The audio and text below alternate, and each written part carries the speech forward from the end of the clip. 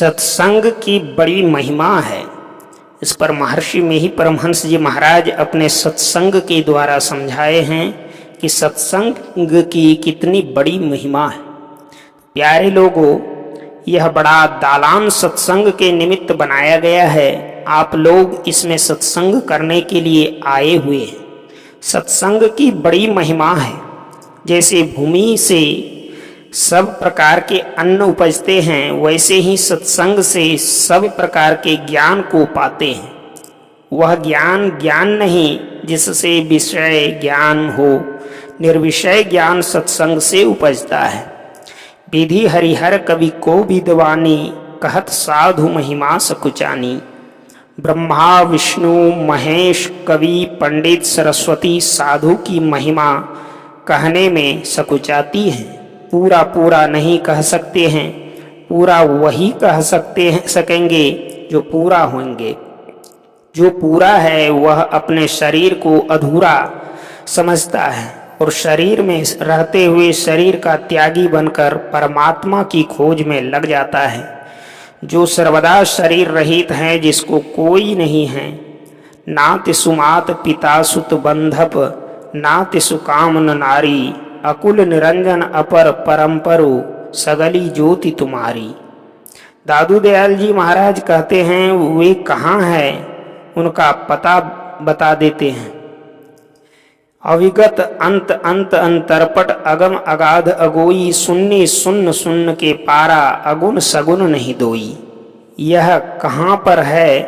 अंतरपट के अंत में, शरीर के अंतरपट में जाओ, पता लग जाएगा। जो अविगत हैं, जो सदा सब में रहता है, उसका पता लग जाएगा कि वही परमात्मा है।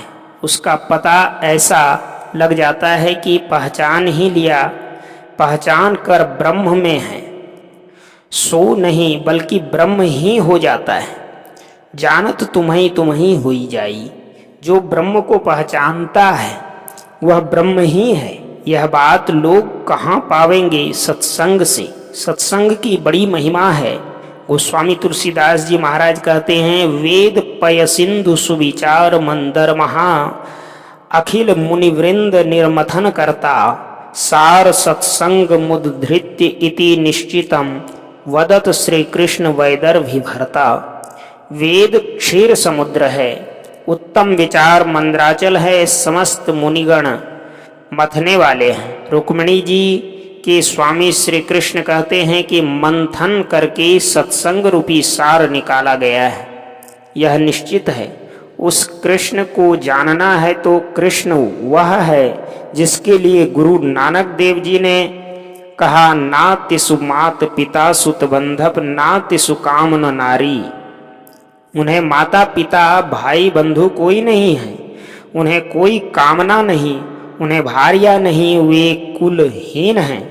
ब्राह्मण क्षत्रिय कोई कुल नहीं है, लेकिन ये जो संसार हैं सबके वे माता पिता हैं।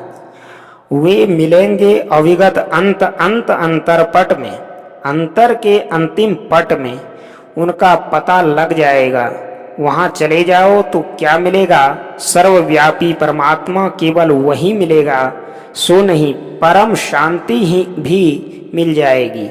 यह कैसे होगा? तो मति किरति गति भूति भलाई, जब जेहि जतन जहाँ जेहि पाई, सो जानब सत्संग प्रभाऊ, लू कहूँ वेद न आनु पाऊ। अपने शरीर के अंतर पट में 3 पट, पहला पट अंधकार का, दूसरा प्रकाश और तीसरा जो अंधकार प्रकाश में भर कर रहता है, वह शब्द का है। वह शब्द ईश्वरमय है। वह मिल जाएगा, उसको सुविचार मिलेगा, यश मिलेगा, मोक्ष मिलेगा, शीतलता शीलता ऐश्वर्य सभी मिल जाएंगे। अब क्या चाहिए सो कहिए। सप्ताह में एक रोज रविवार के रविवार अपना धर्म काम करो और आकर सत्संग करो। सत्संग ध्यान करते करते सब चीजें मिल जाती है। केवल मोक्ष मिलता है सो नहीं, उसे धन ऐश्वर्य भी मिलता है। जो उसमें रहकर लिप्त नहीं होता, अलिप्तता से रहता है वह जीवन मुक्त होता है और जीवन मुक्त रहकर संसार में बरतता है। जीवन मुक्त ब्रह्म पर चरित सुनहि तजी ध्यान, जे हरि कथान करहि रति तिनके हिय पाषाण। गोस्वामी तुलसीदास जी ने कहा, जीवन मुक्त इनसे औरों की भलाई होती है, ऐसा ही आप लोग भी कीजिए। यह दालान जो वैदिक है उन्हीं के वास्ते हैं, सो नहीं सभी के लिए हैं। जो नहीं आते हैं उसे शौक नहीं है, पर जो आवेंगे तो उन्हें शौक हो जाएंगे। बराबर आते रहिए, इसी तरह सत्संग करते रहिए। मोक्ष नज़दीक है। खाने पीने रहने में भी कभी किसी चीज़ की कमी नहीं रहेगी। निर्भीक भाव से रहेंगे। पहले जीवन मोक्ष होगा, फिर मोक्ष।